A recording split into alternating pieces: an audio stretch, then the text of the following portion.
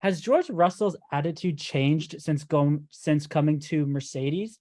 And are there a lot of villains in the F1 grid? Let's get right into it. Hello, everybody. This is Tyson DeSilva here with Mark Cox. Welcome to the Formula One Digest. And today we're going to be talking about something really interesting where Lando Norris, a McLaren driver and friend to George Russell, has come out saying that George's attitude has changed since going to Mercedes. Mark, what can you tell us about George's attitude? I would have to say it definitely has changed since moving to the Mercedes seat. It's been noticed from me anyways that he was quieter, more reserved when he was at Williams, and that could be heard over the radios.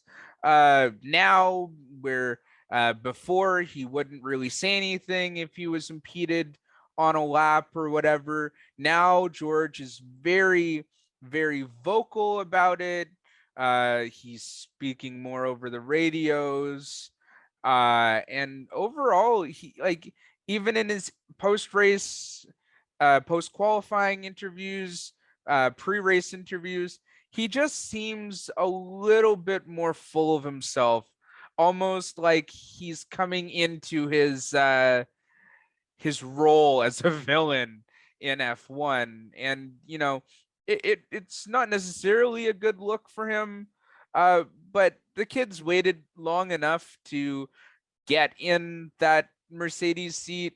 It's kind of not surprising that this is starting to happen. Well, you also, to kind of add salt into the wound that George is kind of digging for himself, he also was quoted the other day saying that he felt that 3 years with Williams was too long for him. And he was basically quoted saying that in hindsight, 3 years of driving on my own at the back of the grid was too long. And then he continues to say, but unfortunately, Claire Williams did quite a good job at the contract negotiations, and there was no way out of Williams. And that is very interesting to hear from him, because obviously it seemed as though him and Claire had a good relationship even after she left Williams. And I just think it's really interesting for him to kind of, now that he's with Mercedes, to kind of just say 3 years on like a back marker team was too long, when you could probably argue that it helped his career now, where he's driving a Mercedes that is obviously not as dominant as it was last year. And yet up until recently, he was a consistent P5 finisher or higher. Yeah, you know, I kind of have adverse feelings towards George now. And yeah, he's very consistent. And like you said, his time at Williams definitely did help him, find that consistency and, really be able to take a bad car and make it better. Like that time at Williams where he spent all the time at the back really did make him faster in a sense. And, it's kind of a shame that he's saying all these things now, but he has to look back and think that it did help him in some respect. No, I'm sure that he does, but I think that, again, when you're a young driver, you want the opportunity to win, and that wasn't with the Williams team. Obviously, I think the only real highlight from his 3 years at Williams was last year at Spa, where he got that qualifying P2 finish, which was obviously great for him. But yeah, no, I think that there's also just a bit of, he wants to be racing for championships, and on being at the back of the grid was not to his liking. I'm sure you also remember that back when he was quote unquote a good guy, there was that race in Hungary where he told the Williams team, if you need to sacrifice my race to help Nicky win, then do it. You know, that's the George Russell that was the hero. He was going to help Williams get out of their funk. And now he kind of just puts it back into the dirt. Yeah, right. I was gonna ask a question, but I forgot it. Uh, let's see. Yeah, no, that question's gone. But yeah, you're right. He is kind of throwing all of the good that he did right back into the trash can. Uh, but he'll do what he does. Oh, I remember now. Do you think that he feels any resentment towards his friends, say like Alex or even Lando himself? Like, do you think that George feels any resentment towards them for the sole fact that they got onto good teams when he had to spend his time, in a back marker seat at all? Maybe, because if you really think about it, he was an F2 champion. Lando and Alex both did not win in F2, and yet they got put on good teams and, were thriving in Formula One. Obviously, Alex was in with Red Bull at the time. But yeah, no, I just think that, he probably has a bit of a chip on his shoulder because these guys who didn't do as well as him in F2 got, got to go into better teams, and now he's and he kind of had to pay his own dues for 3 years. Yeah, exactly. We do have to remember though that Alex Albon did start his career off at what is known now as AlphaTauri, Yeah. but with Toro Rosso in the beginning, and did get that call up. Like, do you like what I see there is like he may have felt some resentment towards Alex, getting the call up when George was doing everything he could and still not getting that Mercedes call up. Yeah, well, Mercedes was also at a different point in their franchise because they were contending, right? They were winning. So why would you change what was going so well?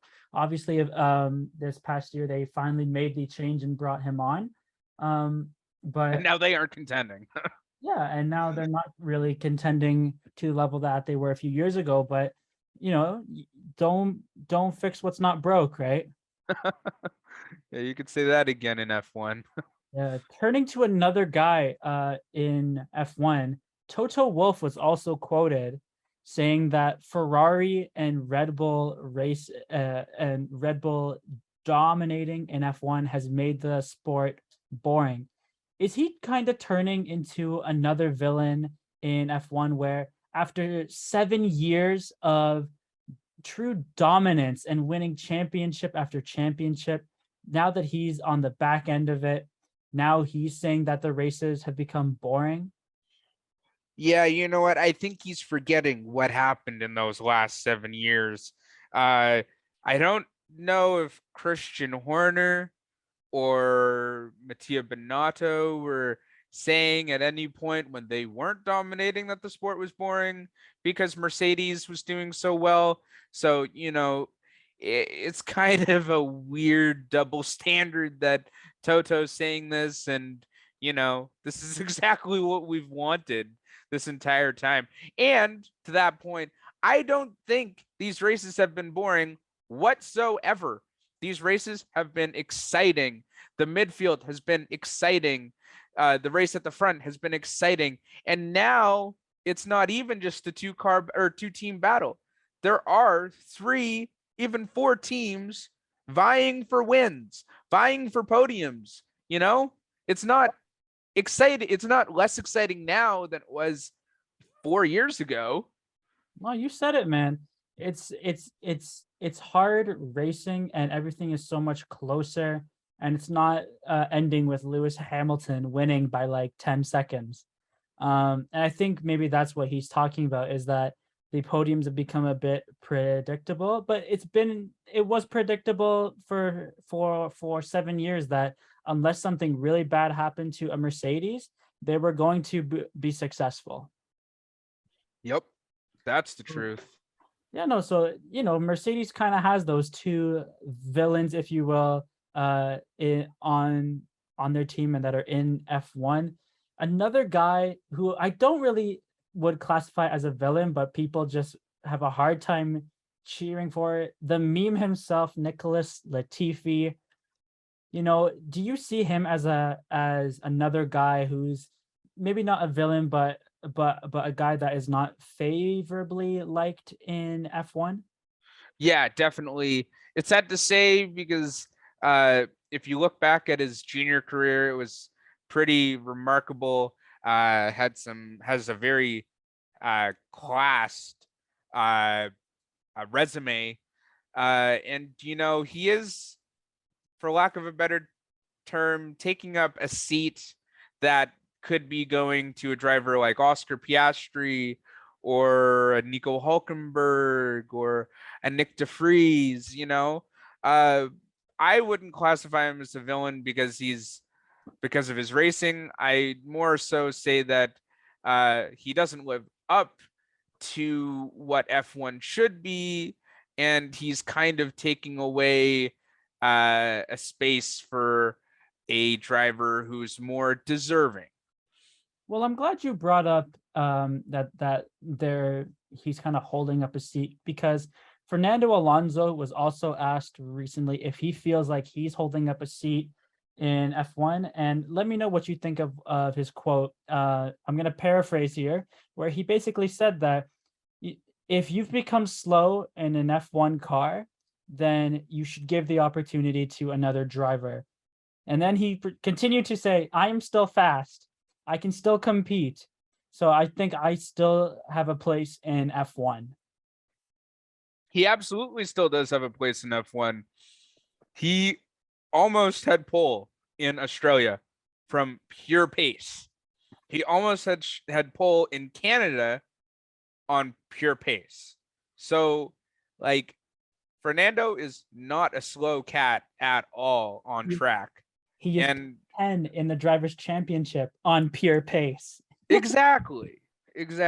I mean, he's not slow, but maybe a little bit old. We could say the same thing about LeBron James. How many championships does he have? Or Not as many as he should. So maybe he should get out of the NBA.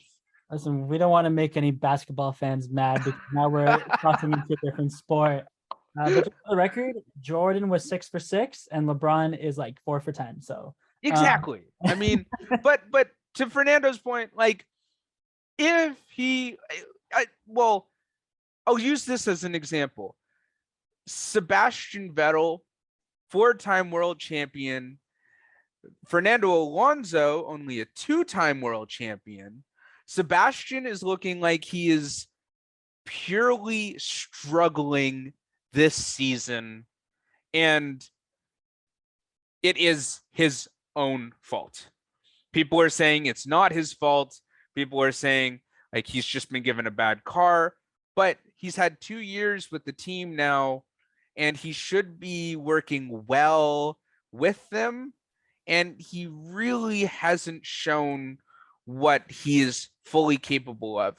Fernando Alonso, yes, he is returning to what was the Renault team in Alpine, but he's shown that he can bring that subpar car to higher standards than what it is.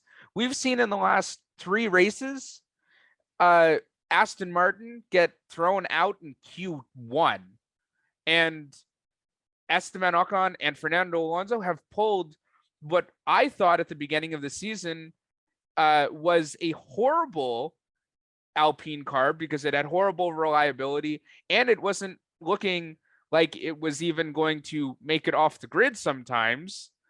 And he's making that car perform way better than it should be. So Fernando hasn't lost pace. Sebastian Vettel may have lost pace and should look into what Fernando has said. Maybe it's time for Seb to retire out of the sport. yeah, no, I think that it's definitely an interesting quote. I think that some people will look at that and maybe put him as a villain, but the truth is that he's done well this season and he's got the record to prove it, being P10 in a championship with a lot of bad luck and a subpar car. So it's going to be really interesting to see for the villains in F1, such as George Russell and Toto Wolff, how their legacy is remembered as the season goes on and as the years go on. But yeah, until then, guys, thank you very much for watching. Don't forget to like, comment, and subscribe. Give us a follow on Instagram and TikTok. We're going to be cooking up some stuff there. And we are going to be seeing you guys in the next one.